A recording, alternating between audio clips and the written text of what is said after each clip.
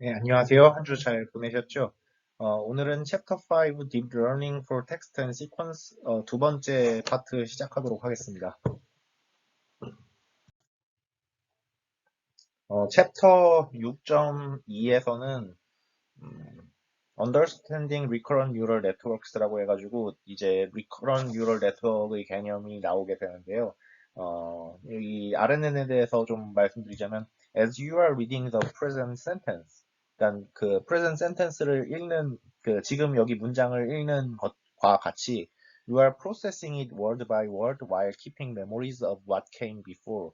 그러니까 어떤 그 문장을 읽을 때 저희가 이 단어를 word by word로 프로세싱 하잖아요. 그러니까 word by word로 그 단어들을 머릿속에 입력받아가지고 이 문장을 해석하고 이렇게 되는데 이런 구조를 가진 상태에서 분석을 행해줘요. RNN 같은 경우에. 그러니까 지난주에 배웠던 word to 그 뭐냐, 백 오브 월즈. 백 오브 월즈 같은 경우에는 요 단어의 카운트를 데이터화 시켜가지고 만드는데, 그거는 이 문장의 순서 구조가 깨져버리잖아요. 예, 그래서 이런 문장의 구조가 깨져버리는 걸 보완하기 위해, 어, ngrams라는 거를 사용하는데, RNN 같은 경우에는 이런 ngrams를 사용하지 않고도 이 문장이 그 오는 순서에 따라 월드 바이 월드로 프로세스를 해서 이 문장의 그런 관계성을 고려한 모형을 만들어 줄 수 있게 되는 거예요. 그래서 recurrent neural network RNN processing sequences by iterating through the sequence elements and maintaining a state containing information relative to what it has seen so far.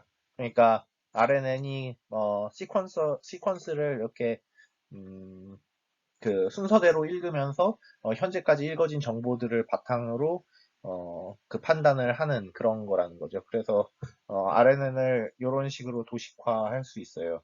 그래서 요 RNN 모형이 있는데 인풋 해가지고 인풋이 word by word로 예를 들어 요 텍스트 모델 같은 경우는 인풋이 as you are reading the present 이런 식으로 되는데 그러면 as가 들어오고 그 다음에 이렇게 다시 돌아와서 RNN 블락에서 you 뭐 들어오고 그 다음에 R 들어오고 네, 이런 식으로 프로세싱이 되는 거예요. 그래서 요 프로세싱 되는 과정을 펼쳐놓어 보면은 이런 요 그림과 같아요. 요게 되게 간략한 그림이고요. 요 그림이 의미하는 바는 약간 이런 느낌이에요. 그래서 인풋 t-1번째 인풋이 있고 그 다음번에 네, 그러니까 앞에 텍스트 같은 게 as you are 뭐 이런 거 있잖아요. 그러면은 as가 여기 들어오고 you가 들어오고 그 다음에 re이 들어오고 이렇게 하는데 그 RNN 같은 경우에는 종전에 입력받았던 것들의 그 결과가 그 다음 결과에 영향을 주게 되는데 그 영향을 주는 게 요 스테이트예요. 그래서 여기에서 영향을 줘가지고 요 모형에서 모델링 된 것 중에 일부 결과들이 스테이트의 형태로 해서 다음 결과로 넘어가게 되고요.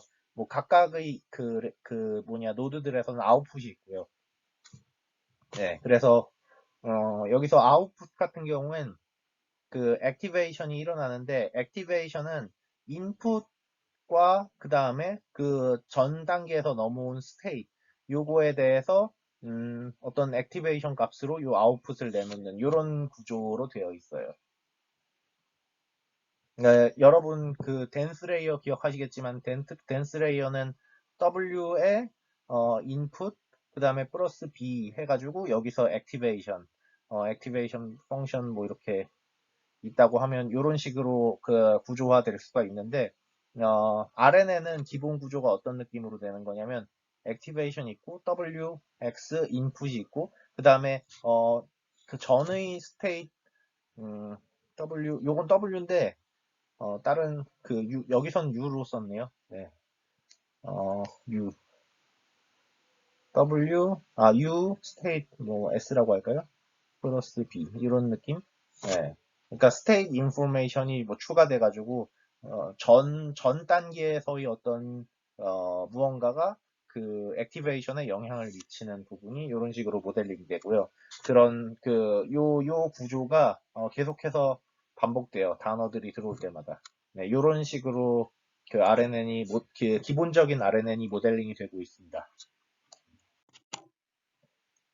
다음으로는 이 RNN 구조의 수도 코드고요. 그래서 이 수도 코드로 이 RNN 구조를 어떻게 모델링 하는지인데, 스테이트, 첫 번째 스테이트이 있고, 그 다음에, 인풋 시퀀스에서, 인풋이 매번 바뀌면서, 여기 그러니까 인풋 시퀀스 같은 경우에 뭐 예를 들면은, 단어로 치면은, as you are reading 뭐 이런 식으로 문장들이 있었다고 치면 요게 인풋 시퀀스고요. 요 인풋 시퀀스에서 하나씩 넣는 거죠. 인풋 t가 첫 번째는 as, 두 번째는 you, 세 번째는 r 이런 식으로 돌면서 요 어떤 함수 형태의 요 인풋을 넣어주고요. 그리고 인풋이랑 스테이트를 함수에 넣는데 요 스테이트는 처음 초기 스테이트는 0이고요. 근데 요 스테이트도 매번 매번 업데이트가 일어나게 되고요. the previous output을 이렇게 여기다 저장을 해가지고 다음 포문에서 돌 때는 이 state s가 previous output이 되고 이 새로운 output을 계산하는데 참고 그러니까 현재 받은 인풋과 그 과거에 받아왔던 정보로부터 과거의 정보가 이렇게 같이 들어가가지고 그 현재 아웃풋을 계산하는데 이용하는 약간 그런 구조로 되는 거예요. 이 RNN 모형이. 그래서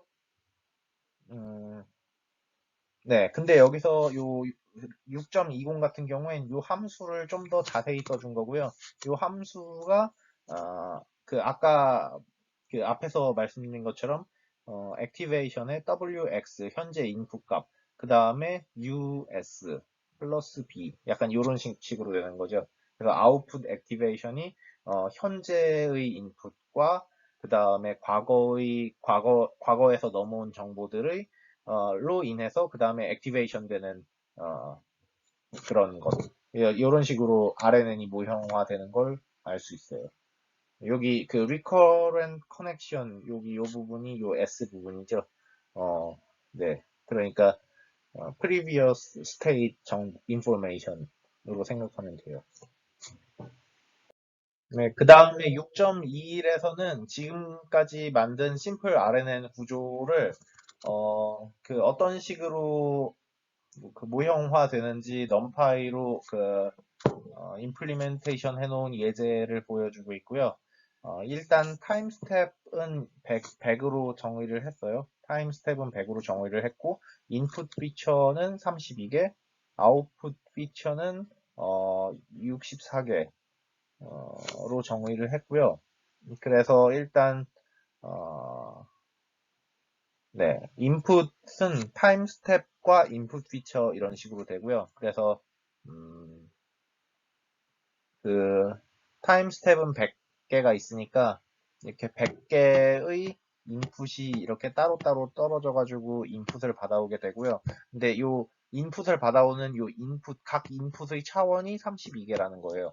그리고 32개고 여기서 인풋이 들어올 거고 아웃풋이 있을 텐데 각 여기에서 아웃풋이 있는데 아웃풋의 차원이 64라는 거예요. 그렇고요. 그 다음에 여기서 state라는 거는 그 각 유닛에서 프로세스 된 그 state를 저장하는 벡터고요. 네. 그리고 요 WUB 얘네는 weight예요. RNN에서 학습하고자 하는 그 weight 파라미터들이 되겠고요. 그 다음에 successive output은 요 아웃풋 여기 요 아웃풋이고요. 음, 네, 그렇죠. 그래서 여기 인풋 디멘션이 32, 아웃풋 디멘션이 64, 그 다음에 넘겨주는 스테이트 인포메이션이 또 따로 있고요. 여기서 스테이트 t가 이렇게 넘어가는 얘네 그 스테이트를 저장하는 그 공간이에요. 그래서 for input t in input 그래서 요 input은 타임 스텝이랑 인풋 피처 요게 있잖아요. 그래서 인풋 같은 경우에는 어떤 식이냐면요. 타임 스텝. 그 타임 스텝에서 여기 1부터 100까지가 있을 거고요. 각 그 차원이 32차원이에요. 그래서 32개의 어떤 벡터가 100개 있는 거죠. 그래서 요 32개의 32차원의 벡터가 여기 input t 언더바 t에 들어가는 거고요. 요 input t 언더바 t에 32차원 벡터가 들어가고 요 state t도 32차원으로 해야겠죠? 스테이티는 근데 차원이 안 정해져 있네요. 이게 U가 무슨 차원인지 봐야 되는데, 어, 네, 인풋 피처.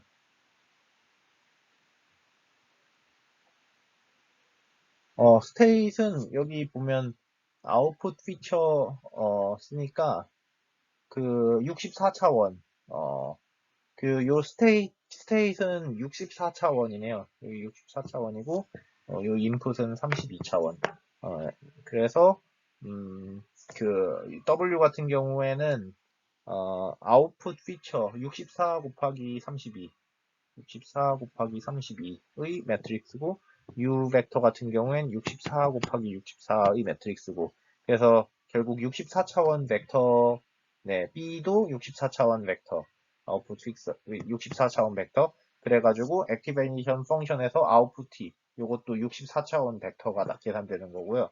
그 다음에 successive outputs 점 append 하니까 이 successive outputs에 이 아웃풋들을 계속 append를 해주는 거예요. 그래서 64차원짜리 아웃풋을 계속해서 append 해주게 되고 그 다음에 state 같은 경우엔 previous output이니까 네, previous output을 저장해주고 네 그렇게 해가지고 final output sequence는 어, 네, successive output를 concatenate 해가지고 만들어주는 네, 그런 게 되겠어요.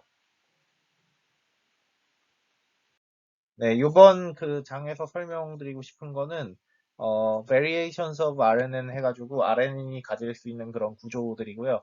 지금 예제에서 보여드린 구조 같은 경우엔 요 many to many의 형태에 해당해요. 그래서 각 RNN 구조마다 인풋이 있고 그 다음에 아웃풋이 있었어요. 그래서 이런 many to many의 구조로 RNN을 만드는 것들을 예제 코드를 통해서 살펴봤고요.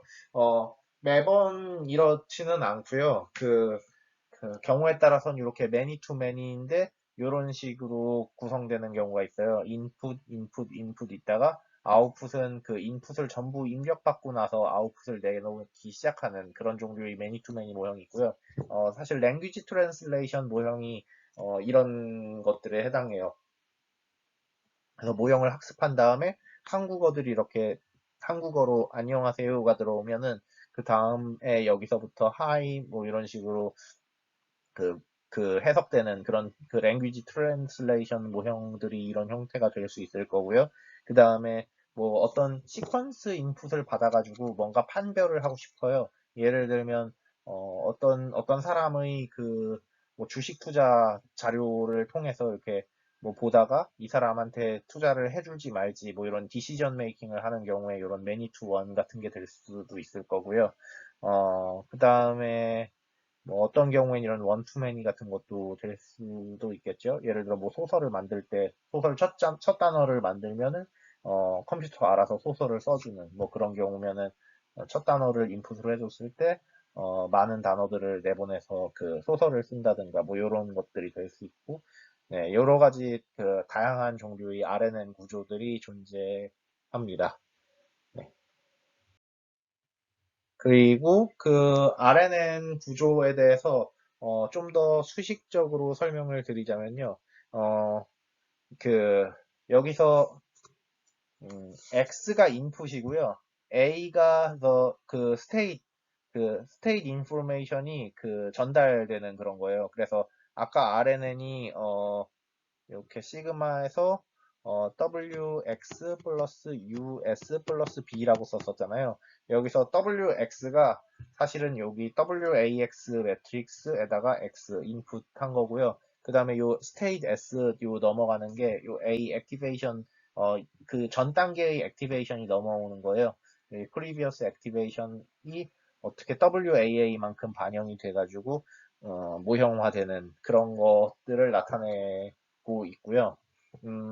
그리고 이런 RNN 모형을 세울 때는 이게 각각 인풋에서 아웃 그 Y들이 나오잖아요. 그래서 그리고 그 실제로 실제 true 라벨 정보가 Y가 있으니까 이때 로스 펑션을 요 아웃풋 라벨 Y랑 실제 그 라벨 Y의 그 로스들을 정의를 해가지고 각 스테이트에서 로스들을 모두 그러니까 T개의 그 T개의 시퀀스 랭스가 T개라면은 그 T개의 시퀀스에서 각 로스들을 합쳐가지고 이걸 로스 펑션으로 정의를 해서 이 로스가 미니마이즈 되도록 그러니까 요런 그 RNN 네트워크를 사용해서 모델링을 한 다음에 로스를 요구로 정의를 해서 이 로스를 미니마이즈 하도록 계속 그 WA의 이런 파라메터들을 추정을 해주는 거죠. 그래서 이런 파라메터들을 추정을 하면은 그 RNN 모형이 적합되는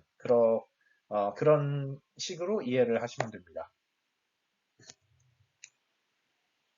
네, 다음으로는 RNN을 케라스에서 어떻게 쓸 수 있는지에 대해서 알아보도록 할게요. 그래서 케라스 모델에서 일단 시퀀셜 모델링을 해줄 거고요. 그 다음에 인베딩 레이어랑 심플 RNN, 인베딩 레이어랑 그 다음에 심플 RNN 저희가 지금 사용하고자 하는 게 심플 RNN으로 사용해서 할 수 있고요. 그래서 일단 모델을 시퀀셜로 열어주고요. 그 다음에 인베딩 레이어를 여기 32차원으로 인베딩 되게끔 해서 하나 달아주고, 그 다음에 요 인베딩 된 그 레이어들을 RNN, 심플 RNN 요 구조를 32개 달아가지고, 모형화 해주는 그런 거가 될 수 있겠어요. 여기서 요 32 같은 경우엔 요게 벡터가 32차원으로 인베딩 됐으니까 32 뭐 이런 건 아니고요. 그냥 요 RNN 레이어 몇 개 쓸지는 요건 그냥 여러분들이 이 정도 숫자면 되겠다 싶은 숫자로 정해서 사용하면 돼요.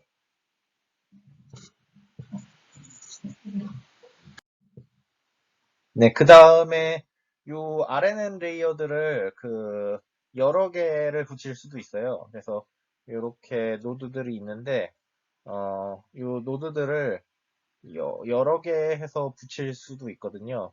이 RNN 구조가 이런 느낌으로 사용되게끔 해서 그러니까 여기서 return sequences equal true라는 게 요 simple RNN 요 구조에서 return sequences equal true를 안 해주면은 요 RNN이 인풋을 받아서 가다가 요 마지막 부분에서만 아웃풋을 해주는 거예요. 그래서 아웃풋이 지금 아웃풋 벡터의 차원이 32차원이니까 요 마지막에 32차원 요거만 내놓고 끝내는 건데 return sequences equal true 하면은 요 매번마다 여기 결과가 이렇게 딱 시퀀스를 내보내주게 돼요. 근데 이렇게 시퀀스를 내보내주게 되면은 나온 이 결과의 시퀀스를 이용해서 또 RNN 네트워크를 구축해 줄 수가 있잖아요. 예, 그 짓을 하겠다는 게 지금 얘네들이에요. 그래서 return sequences is equal to를 해주면은 여기 return sequences로 해서 아웃풋들이 이렇게 또 시퀀스로 나오는데 이 아웃풋으로 나오는 이 시퀀스들에 대해서도 RNN을 적용하고 그 다음에 여기서 또 나오게끔 해서 이런 식으로 RNN 쪽에서도 층을 쌓을 수가 있는데 그 층을 쌓아주는 과정이 얘네들이고요. 그리고 마지막에는 return sequences equal true를 얘를 안 썼으니까 이렇게 층을 하나 둘셋네 층 정도 쌓고 이렇게 여기 있고 하나 둘셋네 층 정도 쌓은 다음에 마지막에서는 아웃풋이 얘에서만 나오게끔 뭐 이런 식으로 모델링을 해준 거예요. 이거 같은 경우엔 지금 IMDb 예제니까 무비 리뷰가 파지티브인지 네가티브인지만 파악하면 되잖아요. 그러니까 아웃풋에서 요런 시퀀스 쪽에서의 그 아웃풋이 있을 필요가 없고요. 여기 결과, 끝에서만 결과를 보면 되잖아요. 그러니까 요번 RNN은 이런 구조예요. 이런 식으로 돼 있고요. 여기서 인풋, 그 단어들 인풋을 받아가지고, RNN으로 모형화 해주다가, 마지막에서 짠 하고 결과를 나타내주는 요런 모형의 RNN 구조라고 생각하면 되고요. 근데 여기서 이렇게 그 심플 RNN을 세 층을 달았다는 거는 여기 요 부분이 사실은 이렇게 세 층으로 모델링 됐다는 네, 그런 거예요. 아, 네 층이군요. 아무튼 네.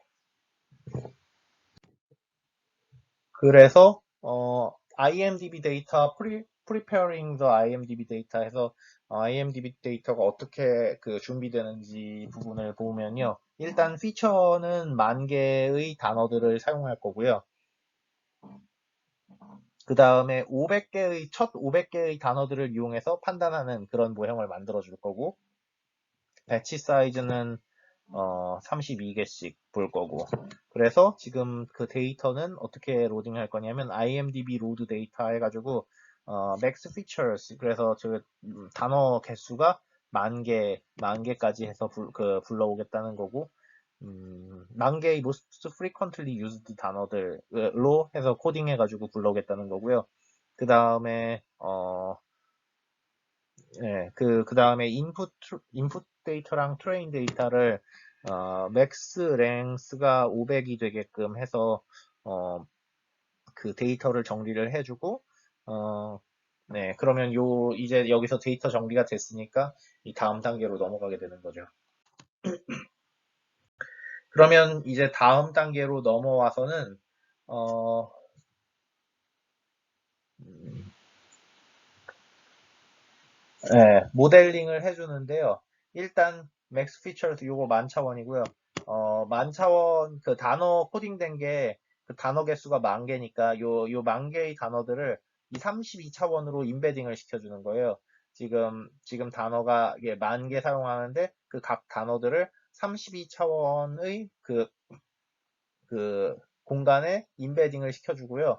그 다음에 요 임베딩 된 애들을 심플 RNN으로 한층 해서 넣어가지고 해줄 거예요. 그리고 마지막에는 덴스 레이어로 뽑아주고. 그래서 구조가 어떻게 되냐면 그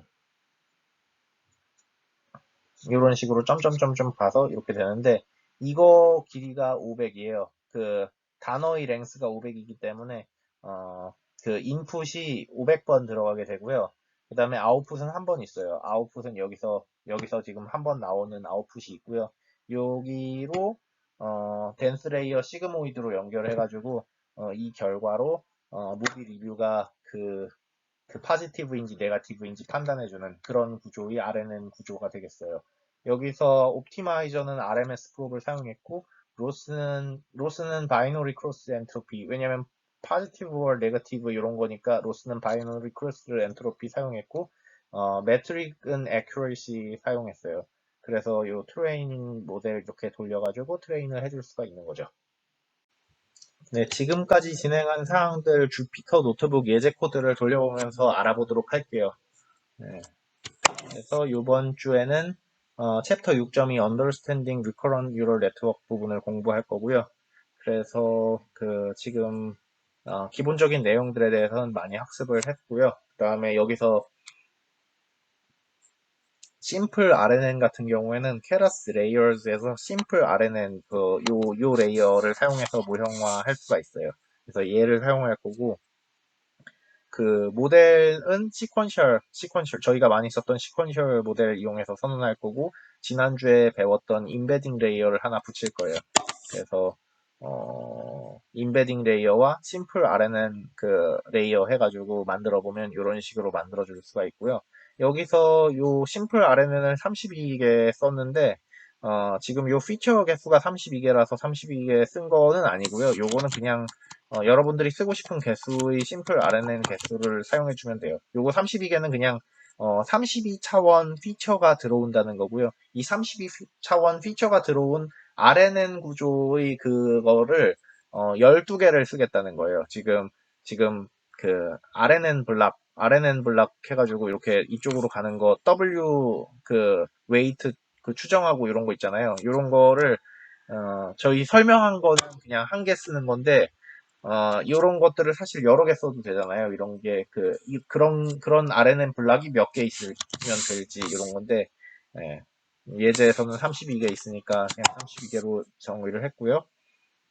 그 다음에 return sequences equal true 해주면은 그 시퀀스 길이만큼 얘를 다 리턴을 해줘요. 그래서 그 리턴하는 거의 차원이 지금 32차원이었는데 return sequences equal true라 해주면은 여기 두 번째 차원이 시퀀스 길이 차원이거든요. 첫 번째 차원은 배치 사이즈 차원이고요. 두 번째 차원이 그 시퀀스 길이 차원인데 그 시퀀스 길이만큼 다 리턴을 해주게 되는 거죠. 예를 들어 I am 탐 이런 식으로 I am 탐 세 개의 시퀀스 그 세 개가 나오면은 그 세 개 단어마다 아웃풋이 다 있어가지고 세 개의 리턴 값이 더 있게 되는 거고 만약에 그 return sequences equal true가 없으면은 요 마지막 단어에 있을 때의 거기의 아웃풋만 나오게 돼요. 네, 그거만 염두해 주시면 되고 그래서 만약에 RNN 구조를 이렇게 층으로 쌓고 싶을 때는 앞에 층들에 대해서는 return sequences를 true로 해줘야 돼요. 그래야지 각 그 단어 결과마다 그 결과 값들이 나오니까 걔네들을 이용해서 다시 또 RNN 구조들을 만들어 줄 수가 있거든요. 그래가지고 만약에 여러분들이 RNN 구조를 여러 층으로 쌓고 싶으면은 리턴 시퀀시즈를 꼭 해주면서 쌓아야 되고요. 그리고 아웃풋 같은 경우엔 목적에 따라서 해줘야 될 때도 있고 안 해줘도 될 때도 있어요. 만약에 여러분들이 지금 그 IMDb 무비 리뷰처럼 문장을 다 듣고 이건 포지티브인지 네거티브인지 결정하는 그런 종류의 문제라면은 return sequences equal true를 안 해줘가지고 결과를 하나만 받게 한 다음에 그 판단을 해주면 되겠고요. 근데 만약에 여러분들이 해주는 모형이 경우에 따라서 이런 그 결과들을 받아가지고 걔들로 뭘 해줘야 되는 경우에는 이 부분을 true로 놔둬가지고 다 받아온 다음에 뭐 작업을 해줘야 되는 일이 생길 수도 있죠. 그래서 저희가 보게 될 예제는 IMDb 무비 리뷰 데이터고요. 사실 지난주에도 또 봤었고 Max Features에서 만 개의 the number of words to consider as features 해가지고 만 개의 단어들 그 most frequently used 만 단어들을 사용하겠다는 거고 그 다음에 단어 길이는 500단어 그 cut text after this number of words 그래서 앞에서 500단어까지만 최대한 보겠다는 거고 그 다음에 배치 사이즈는 32로 했고요. 그래서 이렇게 데이터를 읽을 거예요. 그래서 데이터를 읽어왔고 네, 그 다음에 이제 텐서플로우 모형을 만드는데 인베딩을 해가지고 만 개의 데이터, 만 차원 데이터를 32차원으로 인베딩을 시킨 다음에 그 인베딩된 32차원의 피처를 심플 RNN 구조를 사용해서 모델링 한 다음에 마지막 레이어, 덴스 레이어로 빼가지고 결과를 보겠다는 거죠. 그래서 지금 학습이 어떻게 되는지를 알아볼게요. 네, 잠깐 여기 돌아가는 동안 멈춰 놓도록 할게요. 네, 그래서 10번의 트레이닝 끝났고요. 이제 10번 트레이닝 끝난 후에 결과들을 한번 그래프로 그려보면은 지금 아래와 같아요. 그래서 트레이닝 앤 발리데이션 애큐리시를 한번 보고 있고요. 네. 그래서 accuracy 같은 경우에 트레이닝 셋의 경우 거의 1에 근접하게 올라가고 있는 반면 validation 셋에서는 accuracy가 한 80에서 85% 정도 나오고 있는 걸로 보이고 네. 그 정도 나오는 걸 볼 수 있고요. As a reminder, in chapter 3, our very first naive approach to this very dataset got us to 88% 테스트 애큐레시를 가졌었대요. 근데 불운하게도 우리 스몰 리커런트 네트워크에서는 그렇게 잘 하지는 못하는 거를 볼 수 있었다고 하고요. only up to 85% validation accuracy. 지금 보면 거의 한 85%까지는 가는 거를 볼 수 있었고, 그래서 뭐 아직 아주 좋지는 않은데, 네, 앞으로 지금 거는 제일 기본적인 RNN이고요. 다음에 지금 추가되는 LSTM이나 GRU에서는 더 좋은 퍼포먼스를 볼 수 있을 거예요. Part of the problem is that our inputs only consider the first 500 words rather than the full sequences. 그래서 그 앞에 500단어를 썼던 거를 얘네는 이유로 들었고요. 그리고 사실은 또 RNN 구조가 되게 심플한 것도 있어요. 그래서 the remainder of the problem is simply that simple RNN isn't very good at processing long sequences like text. 그러니까 롱 시퀀스, 텍스트 같은 롱 시퀀스를 할 때, vanishing gradient? 그래서 문제로 해가지고, 그 시퀀스가 길어질 때, long-term information이 그 나중 시퀀스 쪽에 전달이 되지 않는 그런 문제가 있어요. 요거는 나중에 지금 그 슬라이드 가서 다시 설명을 할 텐데요. 요거, 그런 문제가 있어가지고, 그래서 LSTM이랑 GRU가 등장한 건데, 아무튼 그 RNN 기본 구조가 심플했다는 그런 문제점도 언급하고 있고, other types of recurrent layers perform much better. Let's take a look at some more advanced layers. 네, 그래서 지금 LSTM하고 GRU를 볼 거고요. 어떻게 일단 설명을 하고 다시 예제로 들어오도록 할게요. 그 앞에 주피터 노트북 예제에서도 봤다시피요. RNN의 그 문제점 중에 하나가 롱텀 디펜던시를 모델링을 잘 못한다는 그런 문제가 있어요. 그래서 예를 들어 그 문장 같은 경우에 보면은 앞에서 뭐 he로 시작했다고 쳐요.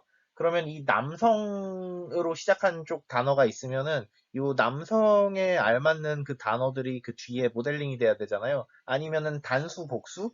여기 앞에서 단수형으로 시작했어요. 그러면은 단수형에 알맞는 그런 문법 구조가 들어와야 되는데, 이런 롱텀에 있어서 그 앞에 뭐 복수형이 썼다든지, 앞에 남성이나 여성 같은 성 관련 그런 게 썼다든지 하면 요 정보가 요 시퀀스가 오래됨에 따라서 이게 음, 이런 요런 롱텀 인포메이션이 사라지게 되는 그런 문제점이 RNN에 있어요.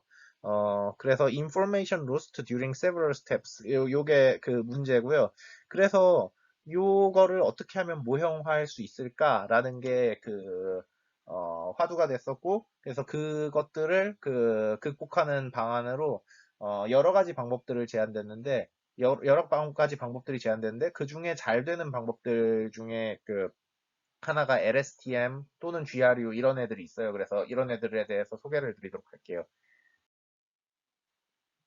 그 다음 챕터가 Understanding the LSTM and GRU Layers라고 해가지고 여기서 얘기하고자 하는 거는 일단 simple RNN이 generally too simplistic to be of real use. 그러니까 실제로 사용되기에는 너무 심플하다는 거예요. 그래서 실제로 simple RNN 같은 경우엔 모형에서 거의 쓰이진 않아요. 보통 LSTM, GRU를 많이 쓰고요. 그래서 LSTM, GRU의 특징으로 하면은 add a way to carry information across many time steps. 그래서 carry information 요 부분이 특징이에요. 그래서 LSTM도 그렇고요, GRU도 그렇고요. long-term information을 어떤 메모리에 기록하든지 뭐 이런 기록된 메모리를 유지하는 방향으로 가가지고 이 롱텀이 지나도 그 메모리가 유지될 수 있는 구조를 구조적으로 그게 저장이 되게끔 만들어놔요. 그래서 예를 들어 LSTM 레이어 같은 경우에 요 carry compute new carry 있잖아요. 여기 요 부분에서 carry information을 위한 저장 공간을 마련해 두기 때문에 요 부분에서 앞에 쪽에서 단수나 복수, 뭐 단수형이 사용했다면 요 단수형에 관련된 그런 셀이 자동적으로 학습이 일어나가지고 요런 기억들을 기억할 수 있게끔 carry information 부분에서 그걸 다뤄줄 수 있게끔 모형화 시키는 거예요. 그래서 네. 그게 LSTM과 GRU의 특징이에요. 그래서 LSTM 레이어 같은 경우에 어떤 식으로 모델링 할 수 있는지 수도 디테일을 살펴보면요. 어, 여기서 한 가지를 추가해요. 그러니까 기존에는 state information, 그다음에 input information 있었잖아요. 그래서 activation이 기존에는 WX 플러스 US state information 플러스 B였다면 여기 요 cell information 를 추가해가지고 여기서 요 CT가 carryover, 메모리예요. 약간 carryover 메모리. 그러니까 과거의 기억들이 여기에 기록이 돼가지고 걔가 영향을 미칠 수 있게끔 해주는 거고요. 그래서 모형이 약간 C V, VC, 네, VCB 뭐 약간 이런 식의 형태로 되게끔 해서 업그레이드를 시켜주는 거고요. 여기서 요 CT가 추가되도록 하기 위해서 여러 가지 몇 가지 좀 작업들이 추가됐는데 제일 중요한 거는 요 캐리 새로 기억을 위한 메모리가 추가되었다. 약간 요 정도 생각해 주면 될 것 같고요. 좀 더 자세히는 사실 수식으로 보면서 좀 더 왜 더 잘 될까라는 식으로 생각하면서 이해하는 게 좀 더 도움이 돼요. 그래서 요 LSTM 레이어를 케라스에서 어떻게 사용하는지 부분인데 역시 단순해요. 저희 심플 RNN 집어넣었던 것처럼 일단 시퀀셜 모델 선언하고 임베딩 레이어 둔 다음에 그 다음에 여기 원래 심플 RNN이 들어왔었는데 여기 부분에서 심플 RNN 대신 우린 LSTM을 사용하겠다. 그래서 이 복잡한 LSTM 구조들 여러분들이 다 디파인 할 필요 없이 케라스에서 이미 정의가 되어 있기 때문에 LSTM 레이어를 임포트한 다음에 그냥 그대로 사용해 주면 되고요. 마지막에는 저희 IMDb에서 무비 리뷰 포지티브인지 네거티브인지 하는 문제니까 댄스 레이어 마지막에 하나만 달아가지고 학습을 해주면 되겠어요. 그래서 모델은 RMS 프로브로 사용하고 로스는 바이너리 크로스 엔트로피, 매트릭은 애큐레시로 해서 모델 핏 해보면은 LSTM으로 어떻게 모형이 학습이 되는지 볼 수 있을 거예요. 네, 그러면은 LSTM 쪽 더 진행을 해보도록 할게요. Concrete LSTM Example in Keras 해가지고 앞에서 LSTM 설명드렸던 부분 진행이 되고 있고요. 여기서 이걸 그, 기존에 심플 RNN 있던 거를 LSTM으로만 바꿔줬고요. 예, 그래서 이렇게 한 다음에 학습을 진행시켜 보면요. 이렇게 학습이 잘 진행되고 있는 걸 볼 수 있고요. 이게 10번이 다 되게 되면은 결과를 출력해 줄 수 있는데요. 지금 요거 학습 속도가 되게 빠르니까 조금만 기다려보고 결과를 확인해 보도록 할게요. 예.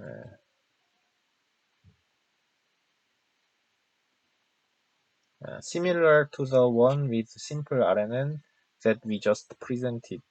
되게 비슷하죠? We only specify the output dimensionality of the LSTM layer and leave every other argument to the Keras defaults. Keras has good defaults and things will almost always just work without you having to spend time tuning parameters by hand. 디폴트 사용하는 게 되게 좋다. 뭐 이런 식으로 설명을 하고 있고요. 네, 10개 벌써 다 돌아갔고, 이제 결과를 확인해 볼 텐데요. 결과를 확인해 보면은 이 정도죠. validation accuracy를 보면 트레이닝 accuracy는 점점 1에 가까워지고 있고, validation accuracy는 0.87 정도까지 올라왔다가 다시 조금 떨어졌다가 올라왔다가 이러네요. 한 이쯤에서 제일 좋은 것 같아요. 여기 이쪽 4 이후로는 약간 오버피팅이 일어나는 것 같고요.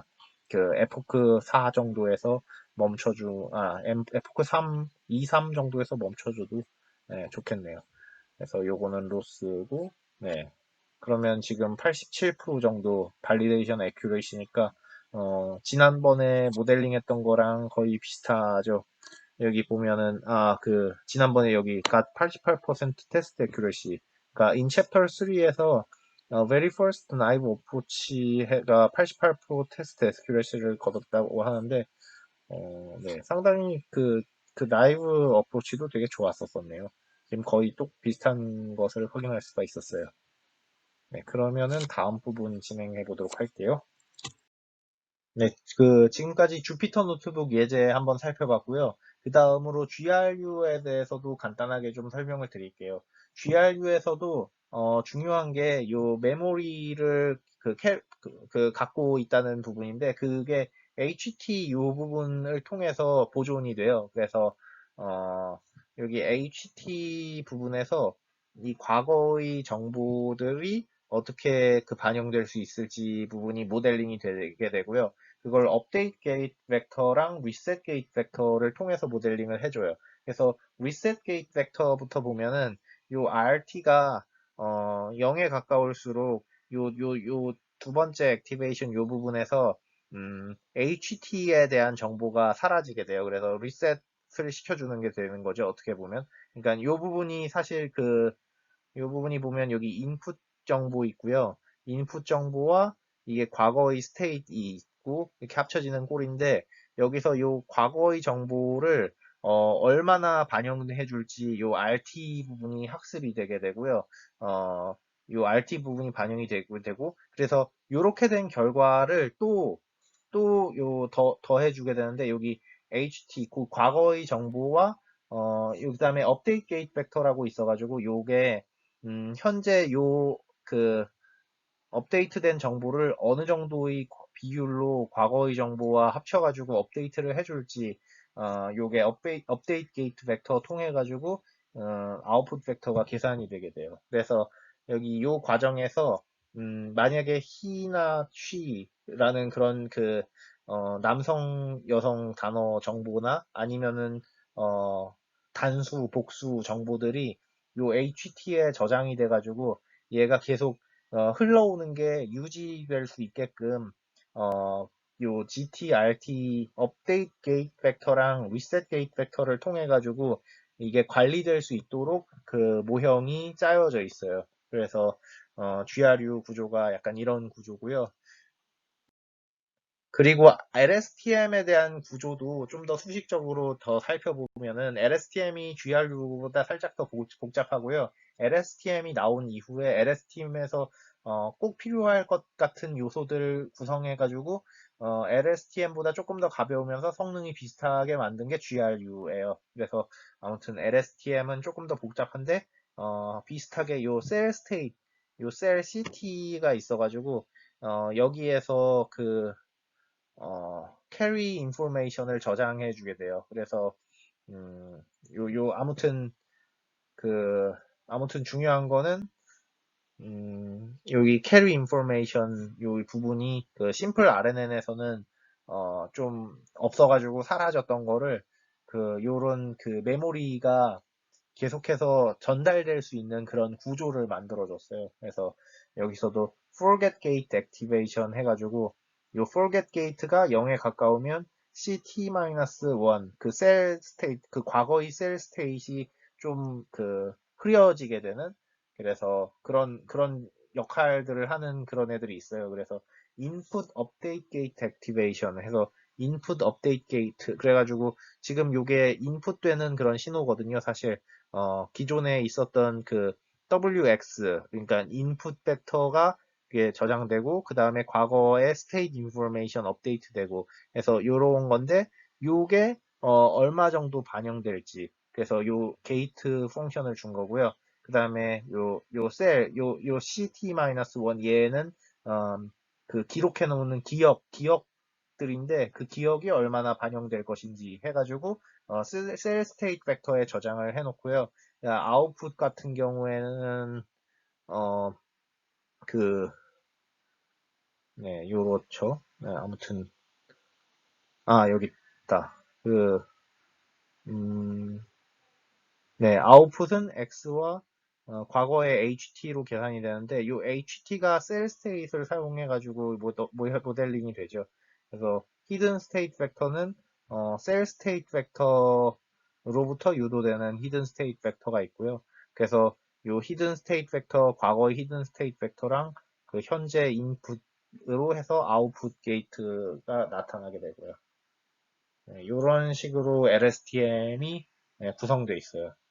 이거 같은 경우엔 뭐 여러 가지 시도들을 통해서 많은 사람들이 이거 저거 해보다가 잘 되는 그런 거 찾은 게 요 LSTM이랑 GRU 같은 거니까 여러분들은 그냥 요 따다와서 쓰시고 뭔가 이런 거를 추가해보면 더 잘 될 것 같은데 약간 그런 부분이 있으면 어, 네, 더 시도를 해본 다음에 더 진짜 더 잘 되면은 논문으로 써도 되고 뭐 그런 거겠죠. 네. 예, 다음으로 챕터 6.3에서는 Advanced Use of Recurrent Neural Networks에 대해서 알아볼 텐데요. 어, 그 지난 챕터에서 그 기본적인 LSTM, GRU에 대해서 알아보았는데, 이번에는 그런 그 LSTM하고 GRU 이런 애들에 같이 쓸 수 있는 좀 더 고급 기법들 세 가지 정도 알아보려고 하고 있고요. 그래서 첫 번째가 Recurrent Dropout이라고 해가지고, 저희가 드랍아웃 그 하는 방법들 배웠었었는데 이 리커런 레이어에서 어떤 식으로 정의해서 쓸 수 있는지 그런 방법 케라스에서 리커런 드랍아웃 어떻게 적용해서 쓸 수 있는지 그 다음에 이것도 살짝 봤었는데 increase the representational power of the network이라고 해가지고 이 그 RNN 구조들을 스태킹해서 쌓는 방법이 있어요. 이렇게 있는데 여기서 지금 인풋이 있고 여기 아웃풋이 있고 이게 기본 구조인데 여기 아웃풋이 이렇게 매번 다 나오면은 얘네들도 사실 그 여기서 나온 요 아웃풋들도 어떻게 보면 시퀀스잖아요. 그러니까 RNN을 여기에도 올리고 그리고 이렇게 층을 쌓아서 올릴 수가 있어요. 네, 그래서 이게 스태킹 리커런트 레이어즈라고 해가지고 사실 이거는 살짝 예제로는 봤었는데 뭐 또 한 번 더 보게 될 거고요. 그 다음에 bidirectional recurrent layers라고 해가지고 이게 사실 present the same information to a recurrent network in different ways, increasing accuracy and mitigating forgetting issues. 그런데 이게 그 리커런 네트워크를 그 다른 방법으로 사용하는 그러니까 사실 저희가 언어를 해석하는 약간 그런 문제에서는 사실 어, 여기 고양이가 있어요. 예를 들어 여기 고양이가 있어요. 이 문장을 저희는 이런 순서로 읽지만 사실 거꾸로 읽어도 의미 전달이 다 되거든요. 그래서 요 recurrent neural network에서 bidirectional recurrent layer라는 거는 여기 고양이가 있어요를 여기 고양이가 있어요. 이런 순서로도 읽을 수 있고 요쪽 반대 순서로도 읽을 수 있고 이런 식으로 그 모델링을 양방향으로 모델링을 해가지고 해보면 더 성능이 좋아지지 않을까? 라는 물음에서 이렇게 나타났는데 이게 실제로 더 성능이 좋아지는 경우가 많아가지고 네, 이렇게 제한된 그 네트워크가 있어요. 네, 그래서 지금 앞에서 얘기한 세 가지 기술들을 그 책에서는 temperature forecasting problem에서 설명을 하고 있고요. 요게 그 어떤 자료냐면 weather time series dataset인데 recorded at the weather station at the Max Planck Institute for Biogeochemistry in Jena, Germany. 예, 독일에 있는 제나의 어떤 그 인스티튜트에서 수집한 웨더 타임 시리즈 데이터가 되겠고요. 여기서 14가지 different quantities were recorded every 10 minutes. 매 10분마다 14가지의 다른 지표들이 그 코딩이 되고 있고요. over several years, 몇 년에 걸쳐서요. 그리고 이 데이터를 다운로드 하려면, 요 위치에서 다운로드 할 수 있으니까 리눅스 그 기계 같은 리눅스 사용하는 경우에는 이렇게 데이터 놓고 싶은 폴더에 가가지고 wget 명령어 이용해서 받은 후에 언집해도 되고요. 윈도우 머신에서는 그냥 요 URL을 쳐가지고 다운로드 받은 다음에 원하는 곳에 위치시켜서 풀어도 됩니다. 네, 그러면은 제나 웨더 데이터셋을 다운받았으면은 그것에 대해 좀 살펴볼 텐데요. 일단 제나 데이터셋이 있는 디렉토리를 지정해가지고 이렇게 넣어주고요. 그 다음에 그 파일 네임은 이렇게 돼 있으니까 fname 이렇게 하면은 요 fname에는 여기에 요 파일 이름이 붙어서 저장되게 되고요. 그래서 요 해당 파일을 읽어가지고 읽어서 데이터에 가져오고요. 이 데이터가 그러면은 어떤 그 레코드가 있고 엔터가 있고 레코드가 있고 엔터가 있고 이런 구조예요. 그래서 lines는 data.split 슬래시 n 해가지고 lines는 각각 라인별로 리스트에 저장하게 되고요. 이 라인별로 리스트에 저장하게 되고 그 다음에 헤더는 첫 번째 라인은 헤더가 있고 콤마로 그 구분되어 있으니까 첫 번째는 첫 번째 그러니까 0번째 아무튼 첫 번째는 헤더 인포메이션이 있고 콤마로 스플릿 해가지고 그 14가지의 헤더 인포메이션을 헤더라는 헤, 헤더라는 리스트에 저장을 해주게 돼요. 그 다음에 라인즈 해가지고는 라인 그 1부터로 다시 지정을 하고요. 아, 그래서 네, 그래서 이렇게 프린트 헤더랑 프린트 라인즈를 해가지고 이 각각이 그 헤더가 어떤 정보를 갖고 있는지, 그 다음에 얼만큼 개수의 데이터들을 갖고 있는지 이런 것들을 살펴볼 수가 있어요.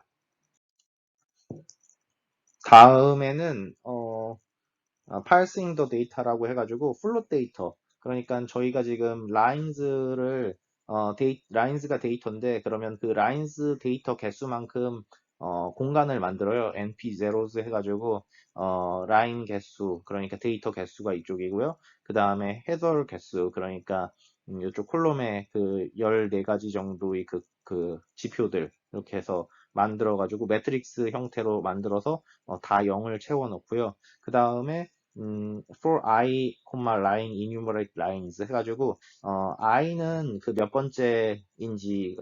번째인지가 들어가고 lines의 그 lines에 있는 라인들이 라인에 들어가거든요. 그래서 첫 번째는 그 첫 번째 라인 0. 그래서 i랑 라인이 이런 순서로 가게 돼요. 0번째, 첫 번째, 그 다음에 요건 첫 번째, 0번째 라인, 0번째, 첫 번째 라인, 두 번째 라인, 이런 식으로 그 i하고 라인이 들어오게 되고요.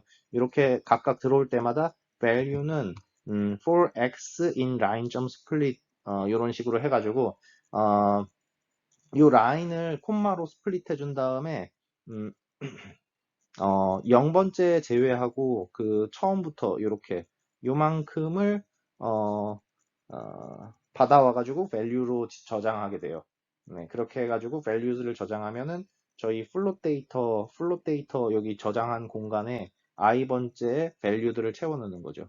i번째 value들. 그러니까 처음인 0번째니까 0번째 value들을 채워넣고 여기 for loop 그 다음 for loop에서는 1번째 라인 있고 요 라인을 for x in line.split이니까 그 x가 line.split 이렇게 하면은 이쪽 부분이 되고요. 이쪽 부분에 x가 각각을 돌면서 이렇게 가는데 이게 스트링이니까 이 스트링들을 플롯 형태로 바꿔주기 위해 플롯 x라고 해가지고 values는 플롯 형태의 이렇게 값들이 이렇게 저장이 되고 이 values를 다시 그 플롯 데이터 i번째 그러니까 두 번째는 이제 1번째에서 또 요거를 집어넣게 되고 이런 식으로 프로세싱이 되는 거를 알 수가 있어요.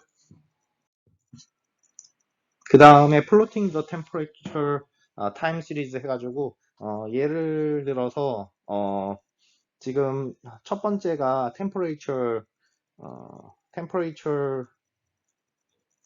를 위한 컬럼인 것 같은데요. 그래서 플롯 데이터에서 첫 번째 템퍼레이처를 가져와 가지고 그거를 이렇게 플롯해 보면은 이런 식으로 나타나는 걸 볼 수가 있고요. 이게 아무래도 겨울부터 여름 갔다가 다시 겨울, 여름, 겨울, 여름 약간 이런 시즈널 이펙트를 볼 수가 있겠죠. 그리고 이 데이터를 앞에 몇 개 조금씩 잘라보면은 데일리 이펙트를 볼 수가 있을 거예요. 데일리. 아까는 뭐 좀 크게 보는 거니까 시즈널 이펙트를 봤다면, 요번에는 작게, 요거 같은 경우에 10분마다 출력을 했죠. 그래서 10분마다 출력했으면 6개의 데이터 포인트가 1시간이고, 24 곱하면은, 예, 24 곱하면은, 한 100 몇 개, 140개 정도 되면은 하루가 되겠네요. 140개 정도가 하루면은, 네, 한 140개 정도에서 하루가 뭐 템퍼레처를 어떻게 왔다 갔다 하는지 이런 거를 볼 수가 있겠죠. 그래서 데일리 이펙트를 관찰할 수가 있고요. 여기 이쪽 부분 좀 이상하네요. 근데 네, 아무튼 그렇습니다. 네, 다음으로는 preparing the data 파트인데, 여기서 몇 가지 제나 웨더 데이터를 다룰 때 필요한 몇 가지 파라미터들을 정의를 했고요. 그래서 그게 loopback, steps, delay가 있는데 하나씩 설명드릴게요. 그래서 given the data going as far back as loopback time point steps, 이거는 지금 저희 이 문제가 뭐냐면, 어떤 온도가 있을 때 여기서 24시간 후, 그러니까 딜레이 타임 포인트만큼 이후에 온도를 예측하고 싶은 거예요. 그래서 지금 현재 온도가 24도면은 다음날 24시간 후에 온도는 몇 도가 될까? 몇 시간 후에 요 부분이 딜레이가 되는 거고요. 여기 룩백은 얼만큼 전 것까지 데이터를 볼까예요. 지금 10분마다 온도가 있잖아요. 그러면 10분마다 온도가 있으니까 뭐 하루치를 볼까? 하루치를 볼까? 아니면 뭐 이틀치를 볼까? 아니면 한 달치를 볼까? 예, 그거에 관련된 파라미터가 룩백 파라미터고요. 그 다음에 steps 파라미터는 뭐냐면 sampled every steps time steps, 그러니까 얘 하루치를 본다고 해도 이 데이터가 매 10분마다 기록되잖아요. 근데 저희가 만약에 매 1시간마다의 데이터를 보고 싶어요. 그러면은 6개씩 건너뛰고 수집하면 될 거 아니에요. 지금이 24도면은 1시간 전의 시간은 6개 건너뛰고, 여기 1시간 전의 온도가 있고, 그 다음에 또 6개 건너뛰고 1시간 전의 온도가 있고 이렇잖아요. 그러니까 룩백은 하루치를 보는데 1시간 단위로 시간을 뽑아와가지고 보겠다. 약간 이런 식으로 할 때 룩백을 그러니까 10분 단위로 있으니까 10분 곱하기 60이니까 그 1시간 24시간. 네, 그러면은 요 개수만큼 룩백을 집어넣으면 하루치를 보게 되는 거고요. 그 다음에 데이터 수집을 1시간 단위로 하겠다 하면 스텝스를 요거를 6으로 하면 될 거고, 24시간 후를 보겠다 하면은 그것도 역시 하루니까 딜레이도 요걸로 넣으면 되겠죠. 네, 이런 식으로 해주면 되고요. 그 다음에 normalizing the data 부분은 그 데이터가 아무래도 온도 데이터인데 normalizing 해서 다루는 게 좀 더 편할 것 같으니까 그 앞에 20만 개의 데이터를 이용해서 평균과 분산을 구해준 다음에 걔네로 전체적인 데이터를 normalizing을 해줬어요. 네, 그 다음에 제너레이터를 통해서 데이터들이 준비돼가지고 딥러닝 모형들에 들어가게 될 텐데요. 그러니까 지금 인풋은 그 플롯 데이터가 될 거고, 이 제너레이터에 들어가는 파라미터들은 일단 룩백이랑 딜레이 스텝스는 저희가 봤었고, 민 인덱스랑 맥스 인덱스는 지금 데이터가 이렇게 어, 요렇게 있는데, 여기서 이게 시간 순으로 기록이 돼 있죠. 시간 순으로 기록되어 있는데, 첫 번째가 0번째 인덱스고, 그 다음에 마지막이 트레인 셋을 만약에 나누고 싶을 때, 1000개까지, 앞에서 1000개까지를 트레인 셋으로 쓰고 싶다. 이러면 여기, 1000개까지를 맥스 인덱스로 쓴다든가, 약간 그런 식으로 하기 위한 그런 옵션들이고요. 배치 사이즈는 데이터 트레이닝 할 때 몇 개씩 집어넣을 건지, 그리고 셔플은 트레이닝 할 때 요 인덱스들을 셔플링 해가지고 학습되게끔 할 건지, 이런 부분이고요. 물론 셔플 같은 경우에는 트레이닝 할 때는 보통 true로 넣고요.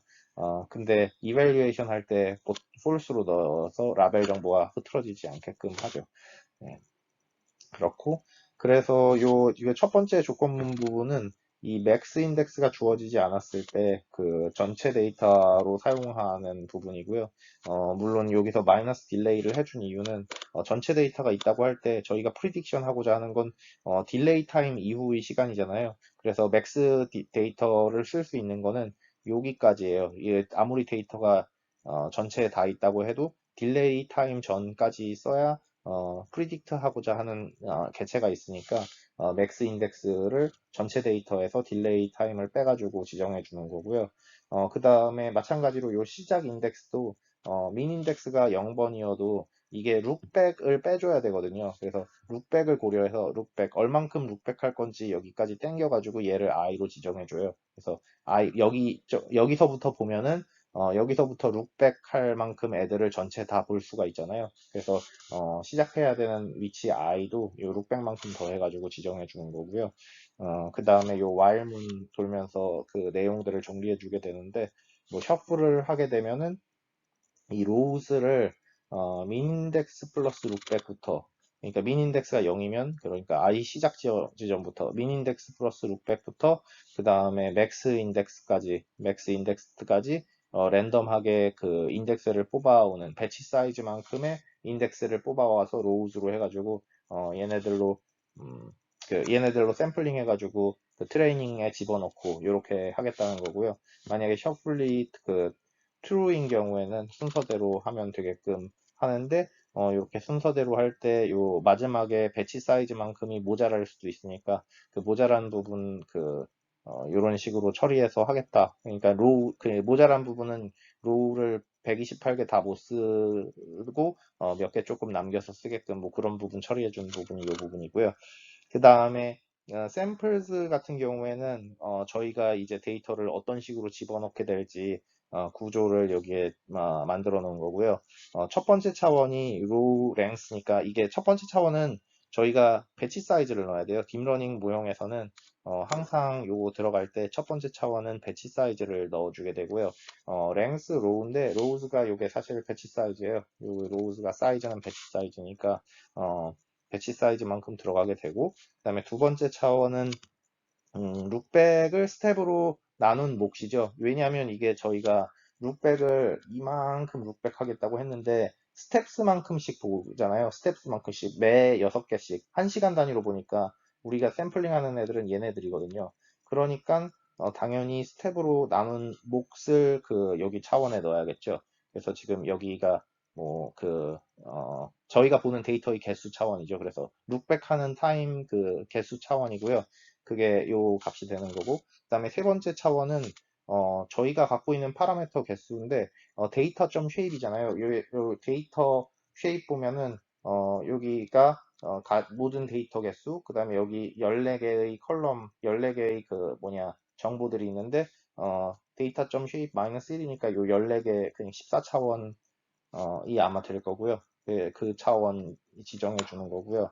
그래서 데이터 공간을 이렇게 3차원으로 확보를 해놨고 이 부분에다가 그 딥러닝 모형에 요렇게 네모난 정보가 제공될 수 있게끔 여기를 이 박스를 채워 넣는 거죠. 데이터로부터. 그래서 for i row enumerate rows 해가지고 지금 저희가 랜덤하게 셀렉트한 로우 인덱스들을 가져와 가지고 그 로우 인덱스부터 요 레인지 있잖아요. 요 레인지에서 로우 인덱스 룩백 보면은 로우 인덱스 있으면 여기서 룩백 여기 요 전까지인데 로우 인덱스가 여기까지 그러니까 로우 인덱스 빼기 룩백부터 로우 인덱스까지 매 요 스텝만큼 이렇게 해서 어, 그, 그, 네, 그렇게 샘플링을 한 게 인디시스고요. 이 인디시스를 데이터에다가 넣으면은 이 데이터를 그, 로우에서 룩백부터 시작해가지고 스텝 포인트만큼씩 샘플링해서 데이터들을 뽑아 넣겠죠. 그리고 그런 애들을 요 샘플 J에 집어넣는 거예요. 그래서 샘플 J는 0번부터 이렇게 차근차근 차가는 거죠. 0번부터 차근차근 차가서 결국 데이터 샘플 요게 다 완성이 되는 거고요. 폴문이 다 돌 때. 그리고 타겟 같은 경우도 이 폴문이 다 돌 때쯤 요 데이터 row에다가 딜레이를 더해가지고 우리가 프리딕션 하고자 하는 그 데이터, 템퍼레이처 데이터를 타겟에 넣어줘가지고 yield samples 타겟 해가지고 그 제너레이터를 통해서 데이터들이 잘 공급받을 수 있는 구조를 이렇게 만들어 줄 수가 있어요. 네, 그래서 앞에서 정의한 제너레이터로 트레인 제너레이터, 발리데이션 제너레이터, 테스트 제너레이터를 이렇게 선언할 수 있고요. 룩백은 이게 아마 하루일 거예요. 10분에다가 6 곱하기 24 해주면은 네, 아마 요 값인 것 같고요. 그래서 하루치를 룩백하고 매 1시간씩 그 데이터 포인트를 봐가지고 요거는 딜레이, 이게, 하루, 몇 시간 후지? 요게 좀, 딜레이는 하루 이후의 그 온도가 아니네요. 아무튼, 뭐, 요 타임 포인트 후의, 온도를 예측하는, 그 모형이 되겠고요. 뭐, 아무튼, 그래서 트레인 제너레이터에는 셔플을 true로 해줘야 되고, 그 발리데이션이나 테스트 셋에서는 셔플을 true로 할 필요가 없어요. 그런 부분을 주의 깊게 살펴보면 되고요. 또 다른 거는 민 인덱스랑 맥스 인덱스 앞, 앞 20만 개를 트레이닝에 쓰고 중간에 10만 개를 발리데이션에 쓰고 그 나머지를 테스트 셋으로 쓰겠다라는 거 정도 확인할 수 있었고요. 네, 그래서 이런 식으로 제너레이터를 설정해 줬고요. 네. 네, 여기까지 진행된 예제 주피터 노트북 한번 확인하고, 진행을 해주도록 할게요. 그래서 일단 텐서플로우, 읽어 들어오고, 음, 네, we will cover the following techniques. recurrent dropout, stacking recurrent layers, bidirectional recurrent layers. 요거 하겠다는 거고요. 그래서 temperature forecasting problem 문제에 대해서 알아볼 거고, 그 데이터 같은 경우엔 여기서 다운로드 받을 수가 있고요. 그래서 다운로드 받은 데이터 폴더를 지정해 준 다음에, 요거 실행해가지고, print header, 프린트 헤더 부분, 헤더 부분들이 이런 식으로 리코드 되는 걸 볼 수가 있고요. 네, 첫 번째 거는 데이터 타임이고요. 두 번째 거는 엠버, T, 디그리, C, 템퍼레이처인 것 같고, 네, 아무튼 여러 가지 그 특징들이 있고, 그 다음에 그 라인 개수에서 그 데이터 포인트 개수가 42만 개 정도 있는 거를 확인할 수 있었어요. 그래서 요 해당 데이터를 요 플롯 데이터 형태로 만들어서 저장하려고 지금 라인즈 부분을 그 라인즈가 그러니까 이런 거거든요. 라인즈. 네, 라인즈가 이렇게 돼 있잖아요. 근데 이 라인즈에서 스페이스 구분인가? 콤마 구분이네요. 그래서 이 콤마를 구분자로 해가지고 데이터들을 받아올 건데 첫 번째 시간 정보는 필요가 없으니까 시간 정보 빼고 이렇게 두 번째 거부터 받아오는 거고요. 요 두 번째 거부터 플롯 x로 해가지고 여기부터 여기까지 콤마 구분자로 플롯형으로 values에 저장을 해가지고 그 저장된 values를 플롯 데이터에 넣겠다는 거예요. 그래서 하나의 예로 요 values가 어떻게 되는지 보면은 이런 식으로 저장이 돼요. 요 values는 요게 실행돼서 나온 거고요. 그러니까 요게 어떻게 되는지 궁금하면은 라인이 이래요. 그래서 요 해당 라인을 어, 이 부분을 자세히 살펴보고자 하면은 어떤 식으로 하면 되냐면 요걸 돌려볼게요. 이렇게. 그러니까 x in line split 콤마 요거잖아요. 이 부분이 라인이 어떻게 프로세싱 되는 거냐면요. 라인 지금 이렇게 나온 거고요. 이 라인을 스플릿 콤마로 한 다음에 첫 번째 거 해주면은 요 앞에 날짜 정보 빼주고 그 다음 것부터 들어오는 그런 걸로 보면 되고요.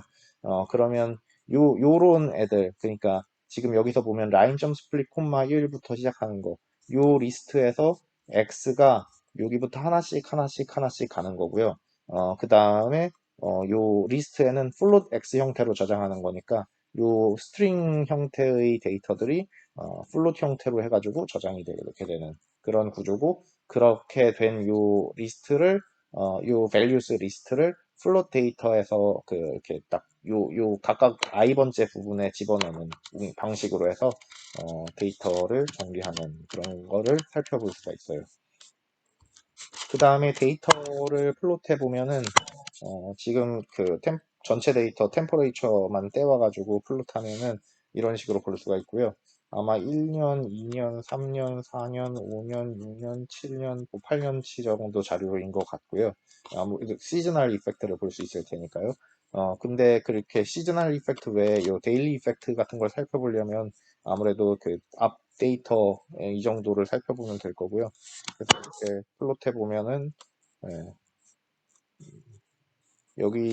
여기 보면은 144 데이터 포인트가 per day라고 하네요. 그래서 열흘치 자료를 살펴본 것 같아요. 그 1442 열흘치인 것 같고요. one day가 144인 것 같네요. 네, 그래서 이렇게 살펴보면 이렇게 되고요. 그 다음에 preparing the data 해가지고 데이터 일단 표준화해주는 부분이 있었고요. 그리고 앞에서 설명드렸던 룩백이랑 스텝이랑 딜레이 파라미터 관련된 설명들 여기 나와 있고, 그 다음에 제너레이터를 작성하기에 앞서서 필요한 그 파라미터들 정의해 준 거고요. min index and max index, 뭐 indices in the data array 뭐 이런 식으로 설명이 있어요. 그래서 설명을 보면 되고 요거는 제가 제너레이터를 좀 더 잘 파악하기 위해서 부분 부분 돌려본 건데 여러분들도 뭔가 잘 이해가 안 되는 게 있으면은 부분 부분 돌려가지고 그 부분이 무슨 작업을 하고자 하는지를 파악해 주는 게 좋아요. 그래서 이렇게 제너레이터를 돌려보고 이렇게 그냥 선언해도 되는데 사실 이 제너레이터가 어떤 동작을 하는지를 잘 모르잖아요.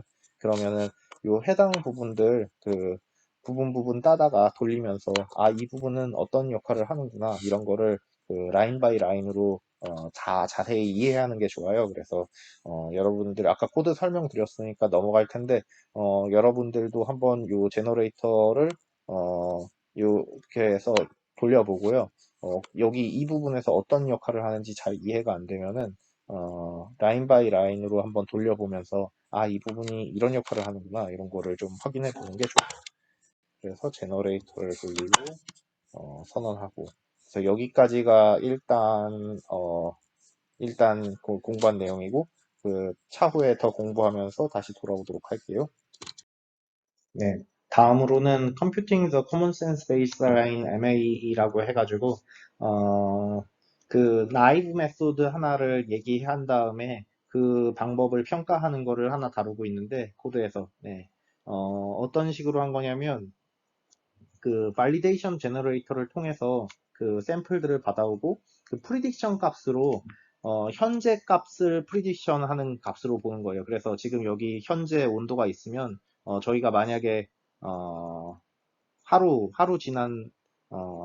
지난 그 온도를 예측하고 싶은 거예요. 그러면은 하루 지난 후에 온도를 예측하고 싶으면은 지금 요 값을 그냥 그대로 써도 되잖아요. 그럼 그랬을 때 예측률이 얼마나 정도나 될까? 그래서 이렇게 나이브 메소드로 해가지고 지금 저희의 프리딕션 값을 현재 그냥 갖고 있는 그 값을 그대로 떠가지고 24시간 후에 어떤지를 넣은 거고요. 그래서 프리딕션과 타겟의 차이의 absolute value의 mean을 MAE, mean absolute value, error rate 이런라고 부르는데 그래서 MA를 계속 계산한 다음에 그 MAE들의 평균을 내가지고 평가를 했고요. 그래서 그 평가한 그 값이 0.29가 나왔었는데 그 0.29에다가 아까 데이터를 표준화 시켜줄 때 스탠다드 데비에이션을 나눠줬었어요. 그래서 그걸 곱해가지고 원래의 셀시우스 MAE 기준으로 바꿔봤을 때 어느 정도 요차가 있는지를 요런 방법으로 평가해주게 되는 거예요. 네, 나이브 어프로치를 한번 살펴봤고요. 그 다음에는 지난번에 LSTM을 한번 썼었으니까 이번에는 GRU를 사용해가지고 한번 모형을 만들어 볼 거고요. 그래서 GRU 레이어를 달고 GRU 레이어를 단 다음에 그 다음에 덴스 레이어 달아가지고 온도를 예측해주는 그런 모형을 짜본 거고요. 그래서 이렇게 MAE 기준으로 로스로 해서 돌리게 되면은 모형이 적합되게 되는 거죠. 그 다음으로는 dropout regularization 부분인데 여기 그냥 간단하게 GRU를 단 거에 더해서 지금 이제 저희 어드밴스드된 테크닉으로 recurrent dropout이랑 recurrent dropout을 고려하는 거랑 그 다음에 RNN들을 스택해가지고 뭐 쌓는 거랑 그 다음에 bidirectional RNN인데 저희는 일단은 드랍아웃 있는 부분을 공부를 해볼게요. 그래서 모형에서 드랍아웃을 추가하려면 이런 식으로 반영해주면 된다는 거고요.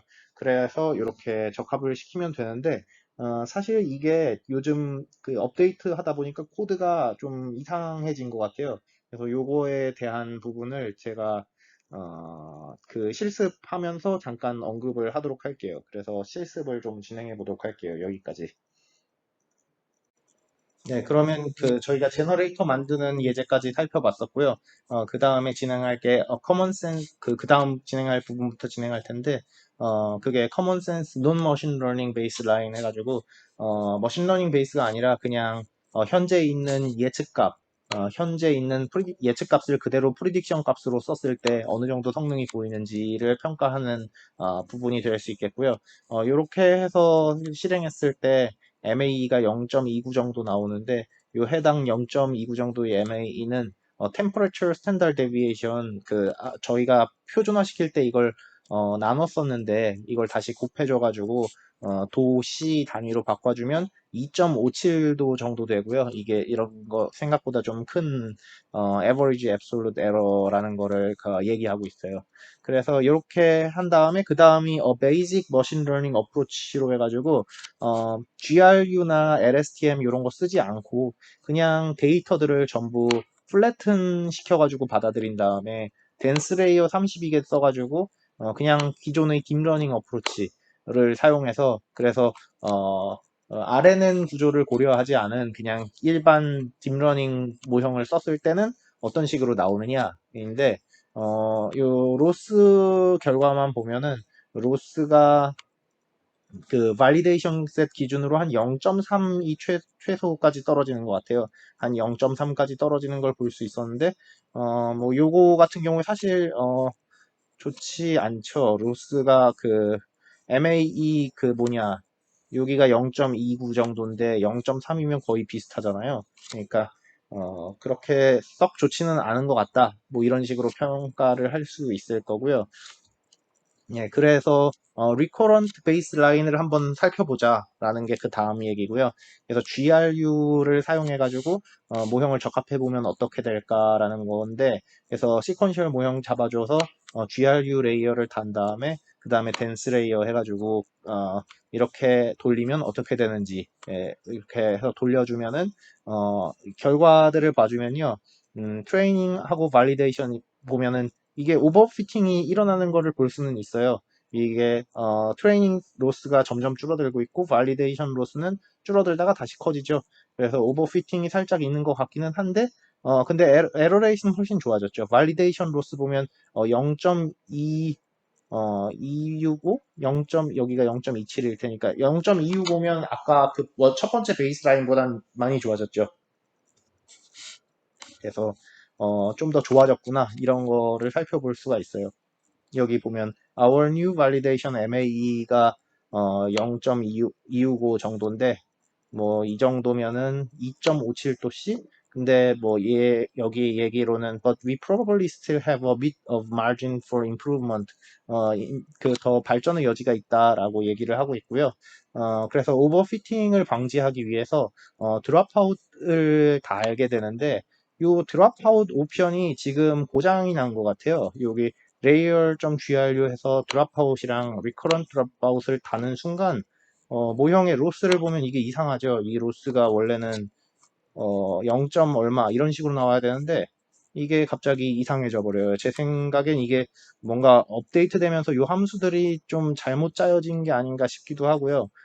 그래서 보통 이런 경우가 있으면은 그 이슈들을 찾아봐야 돼요. 이렇게 여기 F쇼렛의 Deep Learning with Python 노트북츠 봤을 때, 여기 다른 사람들도 비슷한 그 문제들을 겪을 텐데, 뭐 비슷한 문제 걸린 사람들이 없는지 보면은 6.3.6 and 6.3.7 weird loss values during the training 이러잖아요. 그럼 얘네도 비슷한 뭐 문제가 있나? 이렇게 해서 살펴보면은 I execute the code in section. 그러니까 여기 섹션 돌려봤는데 뭔가 이상한 것 같아. 이런 얘기를 많이 하고 있어요. 그래서 여기 보면은 이 로스 보면 엄청 크잖아요. 이거 지금 제가 겪고 있는 문제점인 게 또 한데 지금 I'm running the code on 내가 어디서 돌리고 있는데 로스가 이상하고 뭐 그렇다 이런 게 있고요.